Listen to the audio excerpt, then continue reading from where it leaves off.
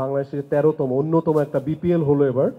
এবং আমার স্পষ্ট মনে আছে ফারুক ভাই যখন ইন্টারভিউ নিচ্ছিলেন তখন বলল যে তোমরা কি আসলে শুধু নাম কোয়াস্তে আসবে নাকি।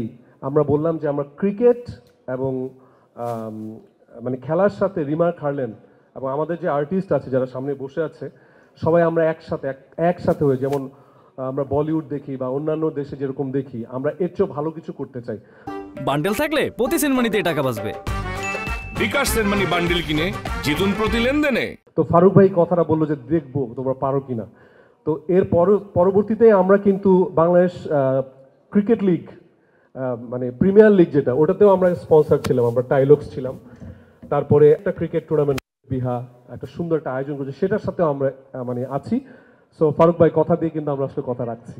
আমাদের অনারেবল চেয়ারম্যান স্যার এবং আমাদের প্রেসিডেন্ট মিজানুর রহমান ওনারা বলেছেন যে রিমার্ক হারল্যান্ড বাংলাদেশ খেলাধুলার সাথে আমাদের একটা স্পেশাল একটা বাজেট আছে, ক্রিকেট বলি বা ফুটবল বলি সব কিছুর সাথে আছে এবং আমরা স্বতঃস্ফূর্তভাবে সবসময় এগিয়ে যেতে চাই। আসলে এটা হচ্ছে আমাদের ইচ্ছা এবং ভবিষ্যতে ক্রিকেটার, ফুটবলার এবং আর্টিস্ট একসাথে হয়ে যেন একটা ব্লাস্টিং কিছু করতে পারি, সেটা হচ্ছে আমাদের উদ্দেশ্য।